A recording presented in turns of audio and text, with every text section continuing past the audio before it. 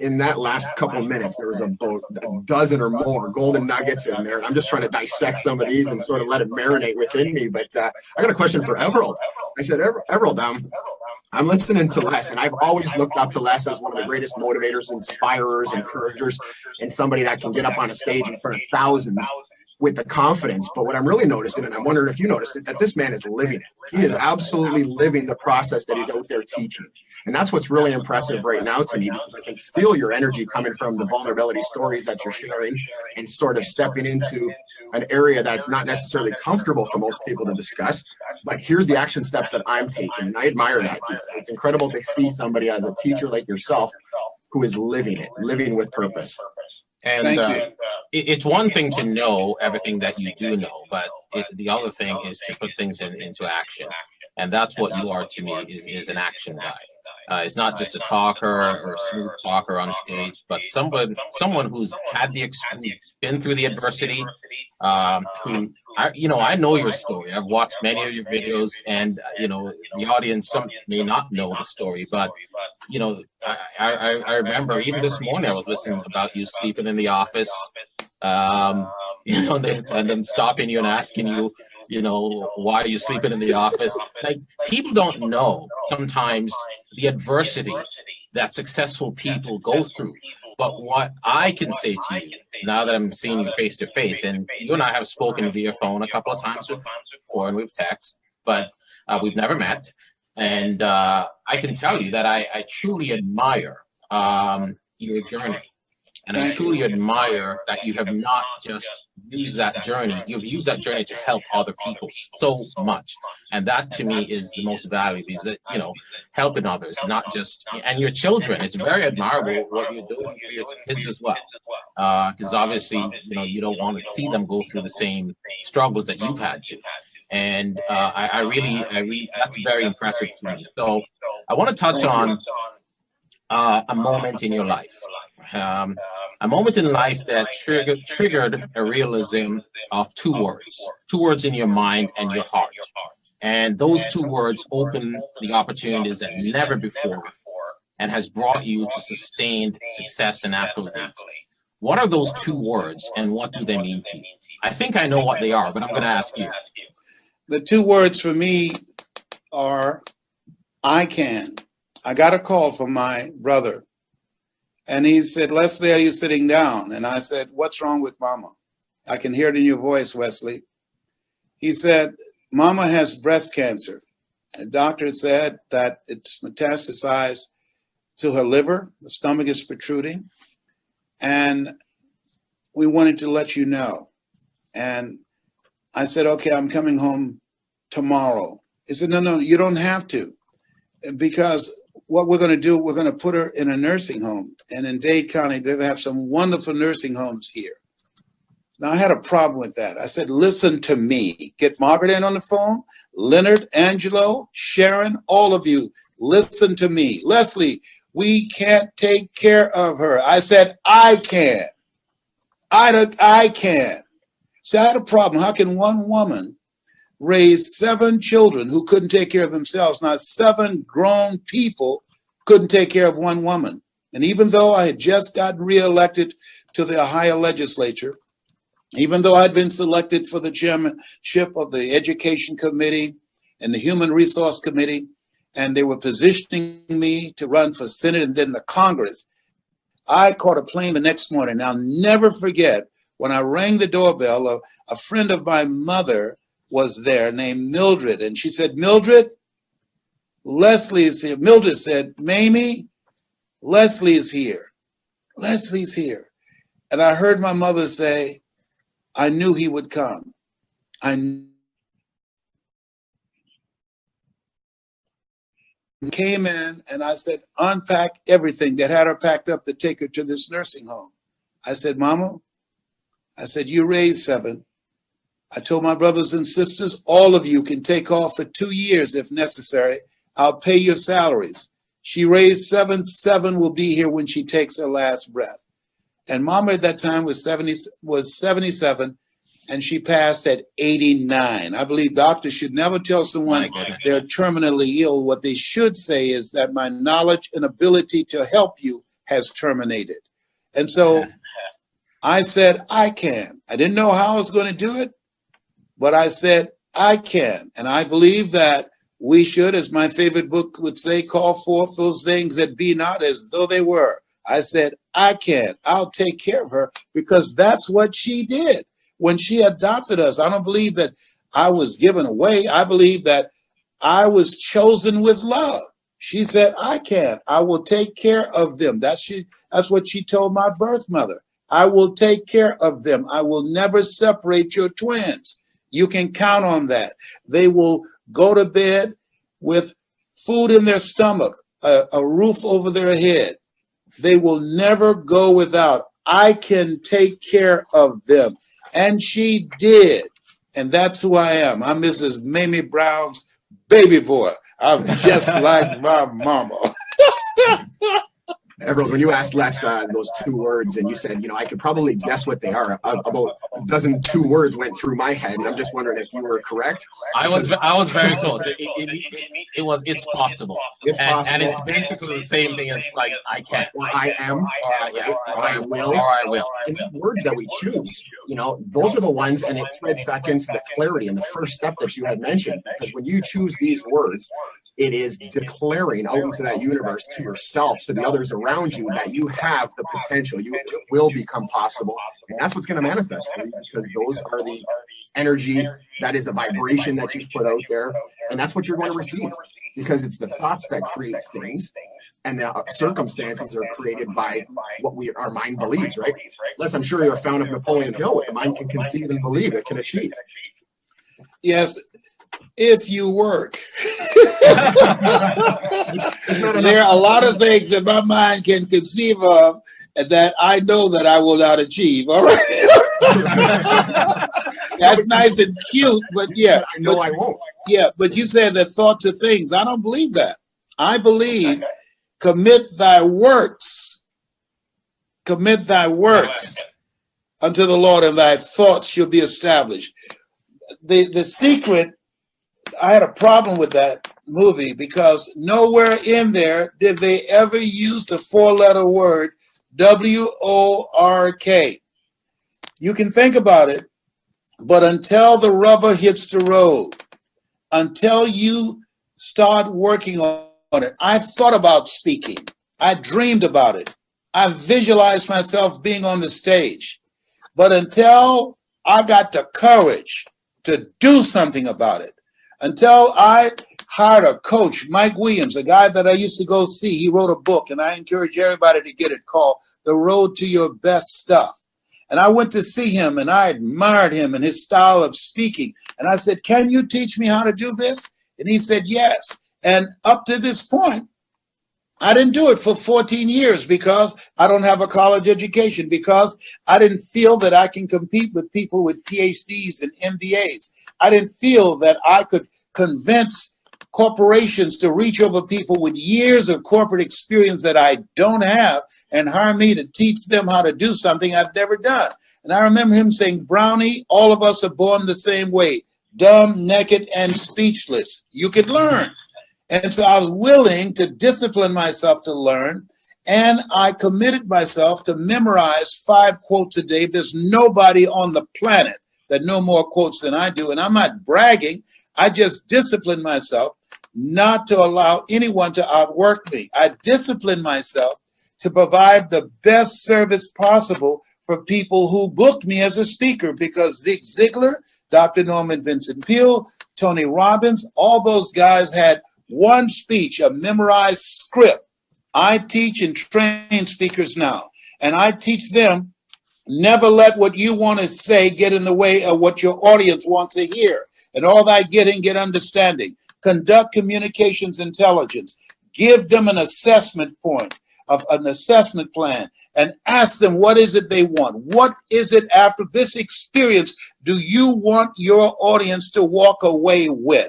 So that this will be something they can sink their teeth into. This will be a presentation that you can use that will increase sales, increase closings, and bring out the best in them and inspire them to manifest the next greatest version of themselves. And then after I add that information, I take the story that I bring, and I intertwine that to create an experience. When I came into the industry, everybody was regurgitating Napoleon Hill, Think and Grow Rich, giving the information from that. If information could change people, everybody would be skinny, rich, and happy. No, they can Google the information.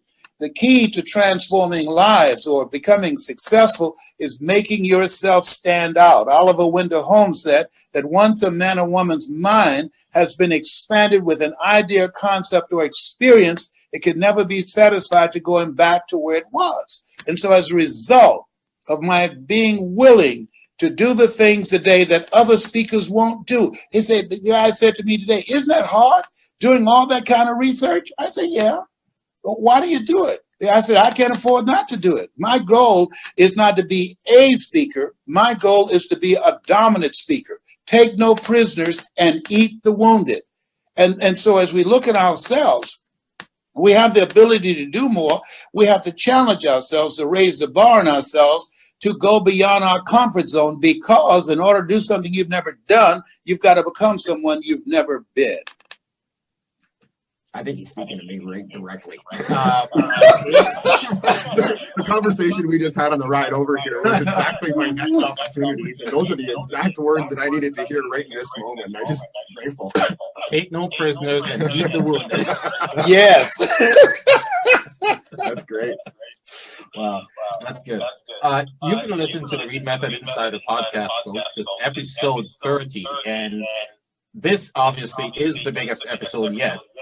And just over a year since I started the show. And Les just spoke to the whole thing about, I can and taking action, not just doing research, but doing the grunt work, rubber to the road, like you said. And I never thought a year ago that I'd have someone like Tom Hopkins and yourself and other special guests and Ronnie here with me in studio doing a podcast show with listened in 50 plus countries across the world by thousands of people. So it's all about doing. And I do love your attitude. I love your enthusiasm. I love the fact your passion. And, it comes right through. And trust me, we're going home in the car tonight with a conversation after this episode. So, so listen, we're going to try to, wrap this up in the next few minutes. I know you've got a busy schedule, and I very much appreciate you coming on the show again. Thank you for having me. So, yeah, what are 5 behaviors that, if adapted, and we can keep this concise if you like. What are 5 behaviors that, if adapted and practiced, can unleash one's greater potential within? We know that they have to be deliberate, and we know they have to take action. But in your opinion, what are 5? Number 1 is transforming your mindset. That they did a study of some 3,000 top achievers around the world. They wanted to know what was the common denominator among them. And they discovered that 85% of them reached their goals because of their attitude, 15% because of their aptitude. So retraining your mind, be ye not conformed to this world, be ye transformed by the renewing of your mind. That's number 1. Number 2, giving yourself a home court advantage. Change your personal environment. Upgrade your relationships. There's a new term in psychiatry called relational illness. There's some people that can make you sick. And so you want to look at your relationships and ask the question, what is this doing to me? Am I becoming a better person? Am I moving in the direction of my dream? Am I on course because of this relationship? People who have accountability partners, people who have people in their lives who challenge them, who inspire them to create the next greatest version of themselves, keep their commitment to their dreams. And so you have to look at your relationships and upgrade your relationships. Number 3, have goals beyond your comfort zone. Why? You don't know what you can do. Sometimes you've got to become intelligently ignorant. And so therefore, practice being an assassin. Kill every mediocre behavior in you. All of the negative thoughts, all of the negative things and choices you've been making. Warren Buffett said, habits are too light to be felt until they're too heavy to be broken. So look at these habits that you're engaged in, the ritual that you practice in, every day and decide I'm going to let that go, let go of be drag. 4, have the mindset that I will do this. John F. Kennedy in 1961 called his cabinet together and said, we're going to go to the moon. When I was a kid, we used to say, to illustrate if something was impossible, we would say, you have as much power to do that as a man going to the moon. He looked at Werner von Braun. He said, Werner, what will it take for us to go to the moon? They had no money, no budget, no technology. The computers did not exist. They didn't have a clue how to do it. And Werner said 5 words. And based upon those 5 words, the president called a news conference a few days later and said, we're going to the moon in 10 years. And we did it in 8. What were those 5 words? He said, the will to do it. What will it take for the people that are listening? That among the 20,000 people that are losing their jobs every day because of technology, every day because 50% of the jobs today can be done by robots, every day, 20,000 being laid off. What will it take for them to create their own business or advance their own career with another corporation or develop the ability to find ways to generate income to control their own personal economy? The will to do it. And the 5th thing that's necessary, Og Mandino said it. He was a very good friend of mine. He wrote The Greatest Salesman in the World. He was a guy who loved my former wife, Gladys Knight. I had her sing to him at the National Speakers Convention the year before he died. He said, persist until you succeed. I came through a very tough time this last year, 2017. I never stopped. Because of sciatica pain, I spoke from a wheelchair for about 8 months. I never stopped. Even though they told me at the Cleveland Clinic that cancer had metastasized to 7 areas of my body, and the pain that I feel in the scapular area is a result of that. And I was smiling. This guy said, why are you smiling? I said, 7 is my lucky number. I'm one of 7 children. My birthday is February the 17th. Joshua marched around the walls of Jericho 7 times. Naaman dipped himself in the river Jordan 7 times. My phone number is 702. 7 is my lucky number. That means that cancer is getting the hell beat out of it, and I will persist until I succeed. I aspire to inspire until I expire. That's my story, and I'm sticking to it. Well, you answered my next question already, and just so the audience know, what the question would have been is, what is the one thing that high performers do to realize greater potential that others just won't or don't do? And that, you answered, is to persist. Yes, don't stop, because the law of probability will catch up with you. Don't stop. I've got a saying, if life knocks you down, try and land on your back, because if you can look up, you can get up. Willie Jolly said, a setback is a setup for a comeback. Don't stop. Greater is he that's in you than he that's in the world. Don't stop. You were born to win. Don't stop. You were chosen out of 400 million sperm. Don't stop. You are a masterpiece because you are a piece of the master. Come on, somebody. Well, what do you think? You just listen to him, right? Yeah, he doesn't want to say anything. He just wants to listen. Because it's difficult for a lot of people. You can tell them those 5 steps and you can share with them everything that they need to do, but something still holds people back. And a lot of the times the answer is fear. So what would you share with the viewers on how to overcome some of the fears that they have and some of the obstacles and objections that they might have within themselves? Well, I want to challenge you on that. Fear, as Zig Ziglar said, and false evidence appearing real. And I say, don't live from your fears, live from your heart, live from your faith, finding answers in the heart. If they listen to you every day, if they listen to a message every day, faith comes by hearing and hearing and hearing. Somebody asked me, Les, I've been doing this for a long time. It hasn't happened yet. When will it happen? I said, I don't know. When will a baby walk? It will walk when it walks. Some walk sooner than others. When will it talk? It will talk when it talks. When will your dream happen? It will happen when it happens. Just do what you need to do. Keep your commitment to your commitment. Do the things today others won't do. if you want to have the things tomorrow others won't have. And part of that is don't quit. Part of that, don't come up with any excuses. Part of that, be determined that you will snatch victory from the jaws of defeat. Love it. Persist. Wow. Talk to me, Les, about personal development and the challenge of not what you want, but what you can become. That's exciting. You know, somebody asked me today, what's the most difficult thing you've ever done? The easiest thing I've ever done was to earn $1 million. The most difficult thing I've ever done was to believe that I could do it. Being adopted, being labeled educable mental retarded, no college training, to believe that I, Les Brown, who I don't even know my birth parents, who was called the dumb twin. Mama, you say, Leslie, sticks and stones can break your bones, but words can never hurt you. Yes, words can hurt you. That's not true, Mama. They can, and they hurt deeply. And so it has taken a long time. I remember my son asking me after I had a major setback with the cancer. He said, Daddy, are you going to die? I said, John Leslie, we're all going to die someday. Nobody's figured out how to get out of life alive. He said, but is this cancer going to kill you? Are you going to see me graduate from high school? And at that time, he was 16. He's 33 now. I said, no, it's not going to beat me.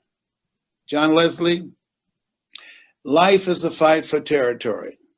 And once you stop fighting for what you want, what you don't want will automatically take over. I am determined. I'm going to fight to be here.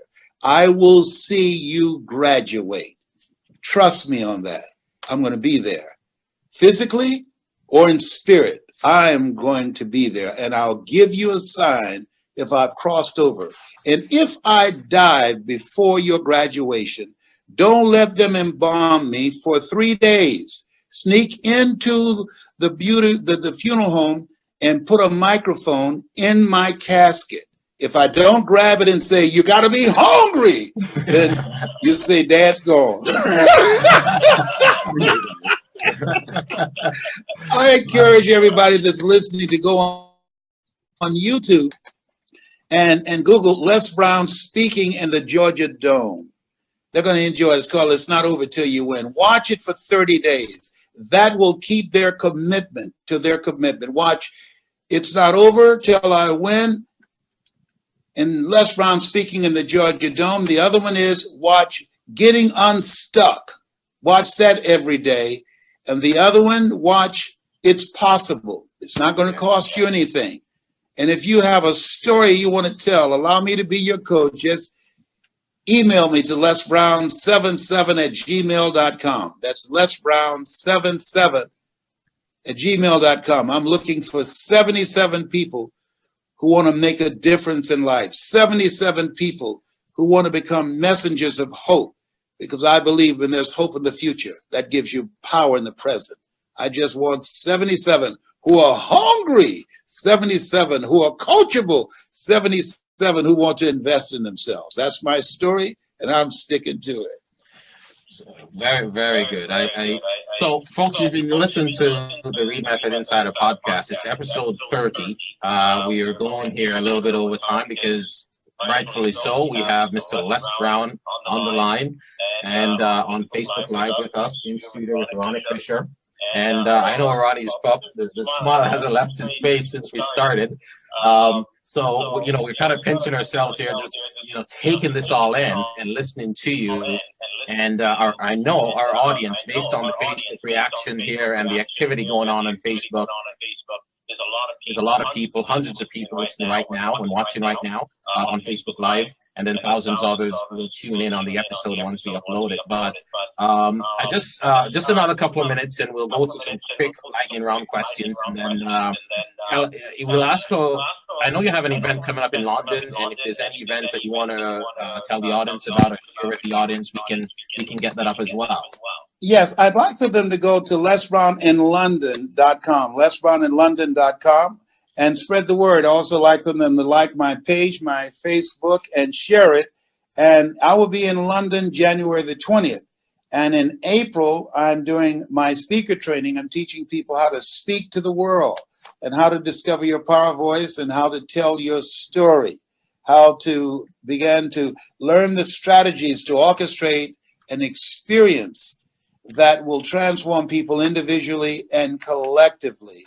And so that takes place in Fort Lauderdale. They can go to my website, lesbrown.com, and get more information about that. It's going to be in Fort Lauderdale. I do that with my oldest daughter and my son. I love it. It's hands-on. It's very intimate.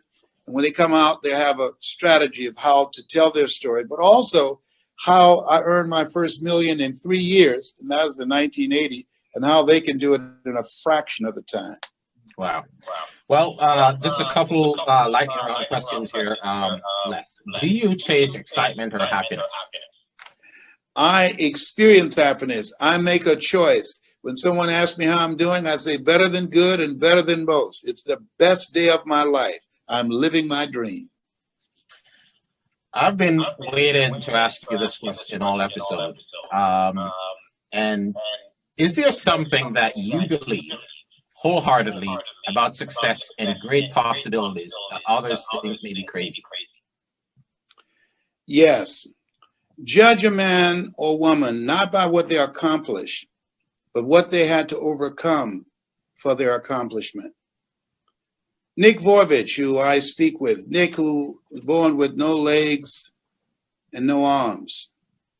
We went to Poland together. Over 30,000 Polish people filled the stadium to see us. We went to Auschwitz. We went to the Jewish concentration camps, the German concentration camps. And all I could think about, here's a young man who was taunted, who was bullied, who at one time wanted to kill himself, through no fault of his own, brought to this world with no arms and no legs. And yet, he was standing on the stage talking to people how they can live their dreams. Wasn't feeling sorry for himself. Wasn't asking God, why would you give millions of people's arms and legs and hands and feet and have me looking like this? He can swim. He skydives. He's married. He's a good father. He's an entrepreneur. He's a good friend. He's an incredible human being. Have every reason to feel sorry for himself. And every day when I hear his voice, he inspires me. He recommends me for speaking engagements. I call and say, look, I want to help you. No, I want to help you. You have inspired me. I said, you have no idea. I cried. I said, I inspired you? I inspire you, inspire me. Man, come on, I got arms and legs. I can wash my face. I can feed myself. I was on the plane. He had an assistant with him. And one time his assistant went to sleep. I said, I'll feed you. And I did. And I was so humble. I don't have nothing to feel bad about. Even if I left here now, I'm in this place where Leo Tolstoy, the German author, who said, as I face inevitable death, what in the meaning and purpose of my life will not be undone or destroyed when I'm gone?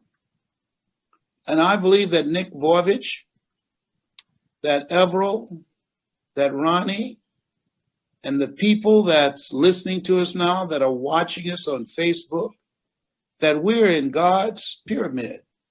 We are dealers of hope. We are bringing light in a very dark world. We have decided that before we leave here, we're going to make our mark. We're going to reduce the recidivism rate. We're going to reduce the suicide rate.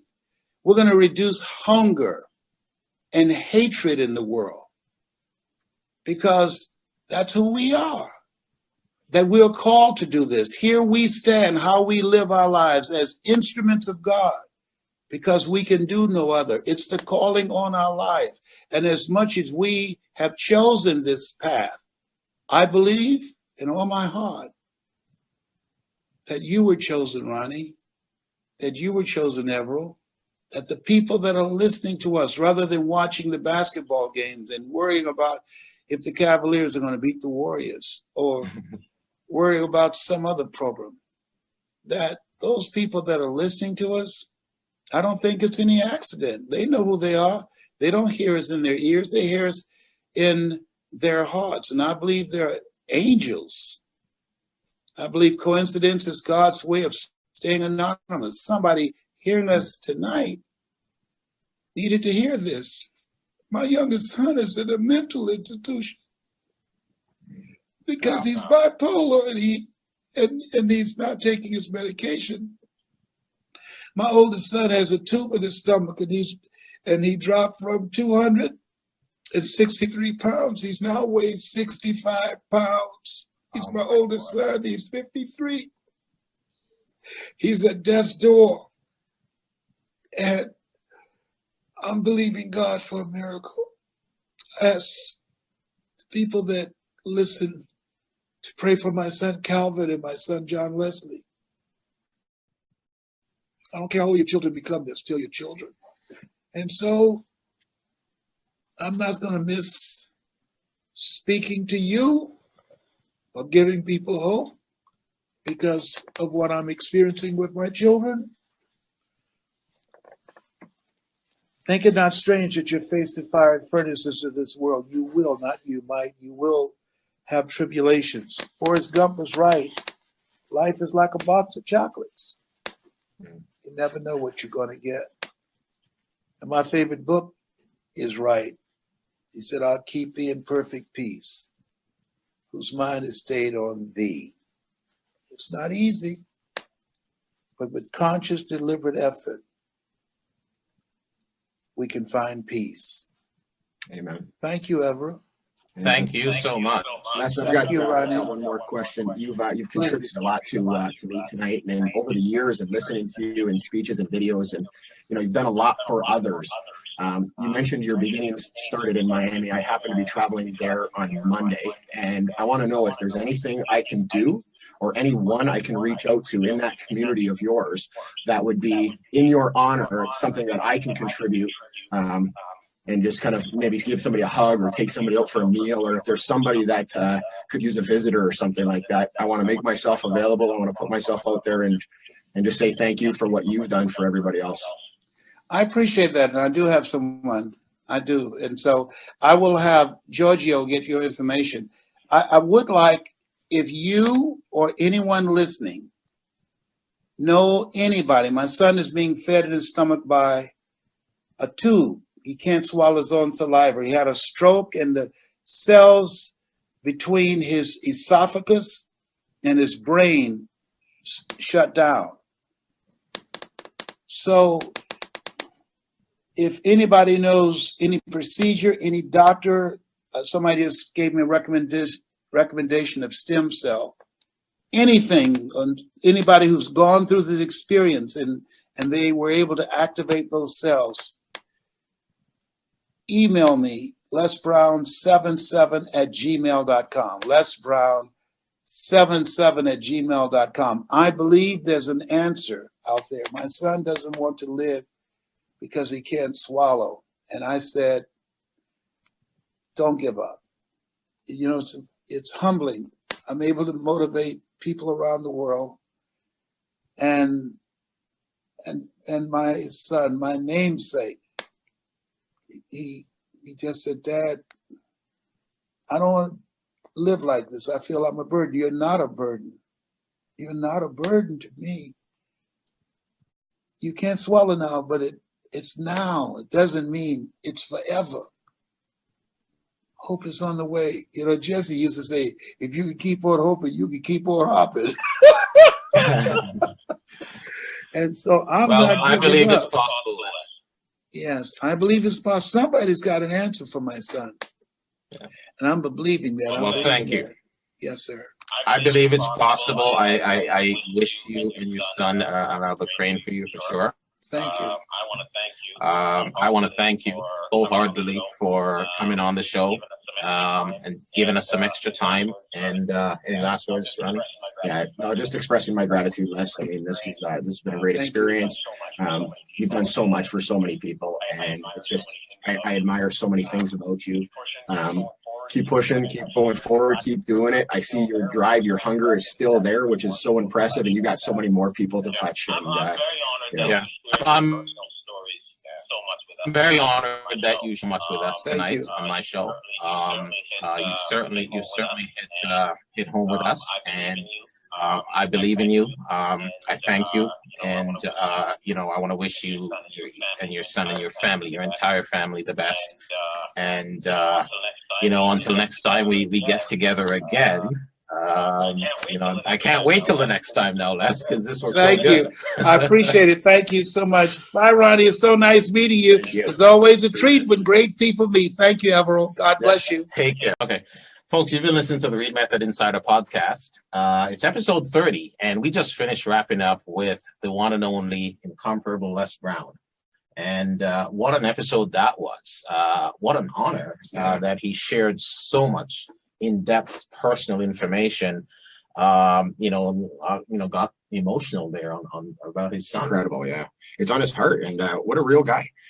Like he's out there speaking it, and he's motivating others, and it's just so encouraging to hear the clarity that he has in his own life and the action steps that he's taken, and he knows exactly where he's going. It's not just talk, it's really impressive. And like I said, there's a ton of value that we just took out of there. Well, the fact that he's not selfish. Like, he's going through these tough times with health issues with two sons, one, potentially dying or wanting to die, but he's out there motivating others and helping others at the same time. I just found it, really, really humbling and hitting home. Yeah. But that just goes to prove his theory of having that clarity, right? He's so clear that he's not going to let any type of objectives or obstacles get in his way. And these, adversities of life, they happen. They happen to each and every one of us. And that's just a success story of continuing down the road, no matter if it's an uphill battle or it's a downhill. It's life is that journey of ups and downs, man. I mean, I love this quote. He's got eaten wounded. We're gonna have to quote him on that one. Oh, well, folks, this has just been an amazing episode 30.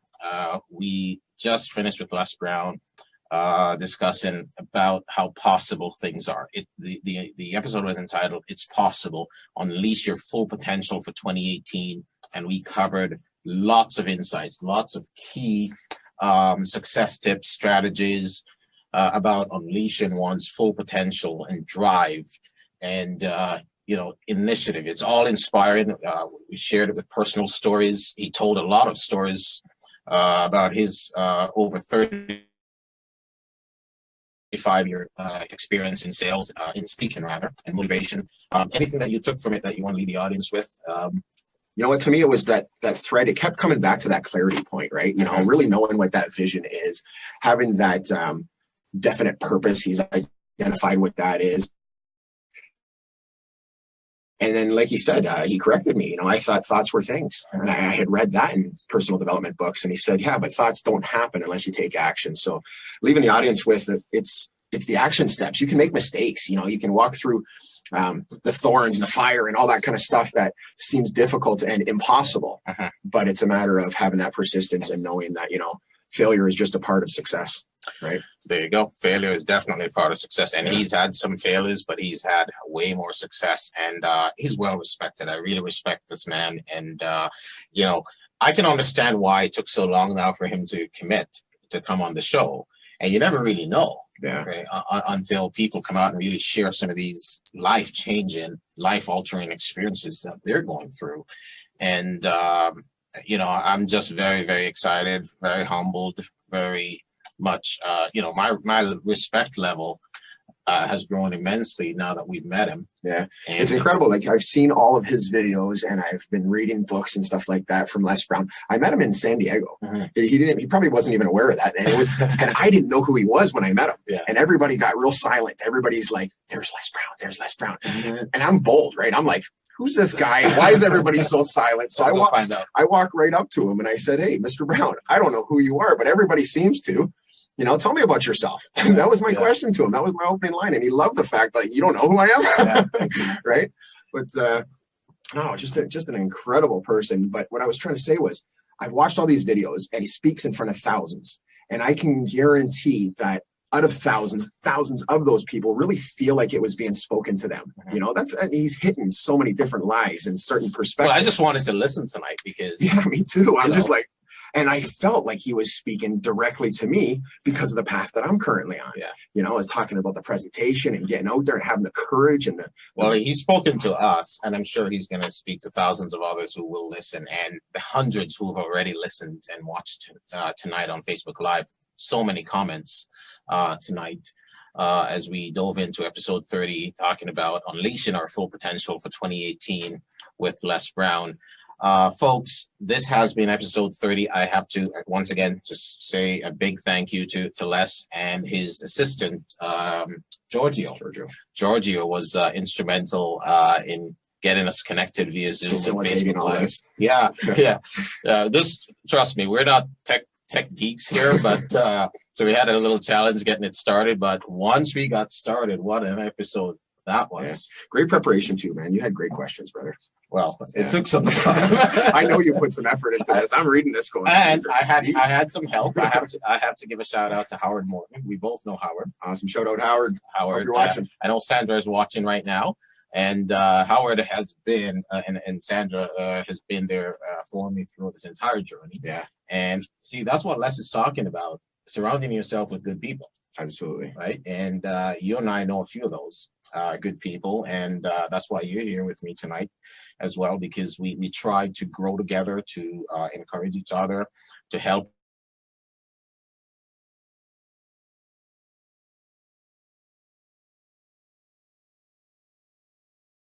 Yeah, or the excitement stuff. Hey, I can't tell anybody else this. But, yeah, so that's where you have true friends, and we have aspirations, we have goals, and we support each other, and we always push each other as well. And so again, thanks to Howard for helping me putting this, producing this episode and putting these questions together. Very cool. But again, I'm very excited. I'm very pumped. And thank you so much to the audience for staying with me. We've had a steady stream of viewers tonight. Yeah.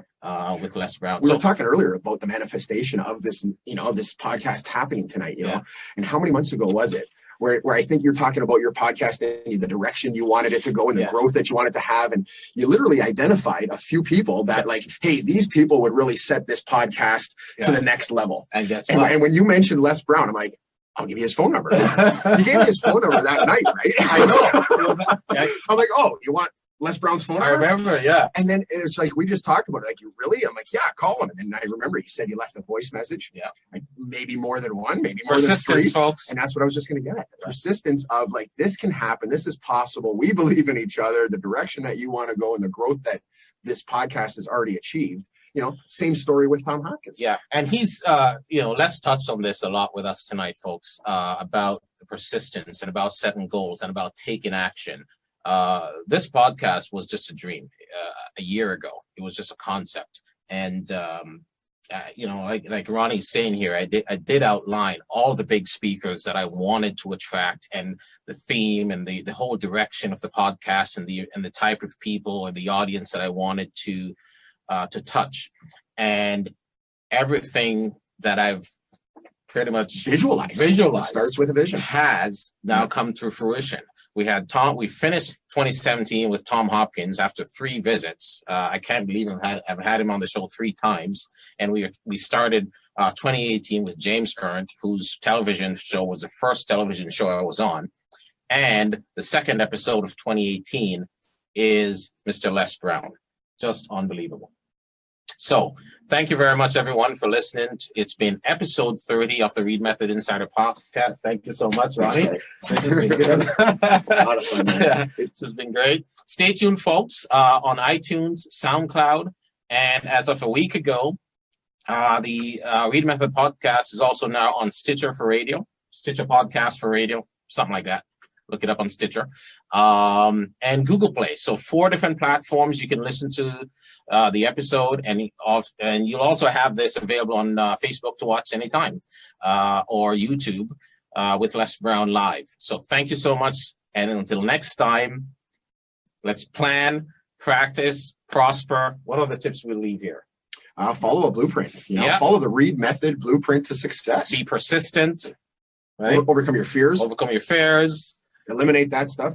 What did he say? Distract ourselves. I love that one. Yeah. I never really heard distract others. I mean, if we're going to be contributing, we're going to be doing something as far as taking a stage or doing a podcast and trying to make a difference in people's lives, we got to shake them up. Absolutely. Well, there you go. Shake them up, folks, for Shake 2018. See you later. Take care.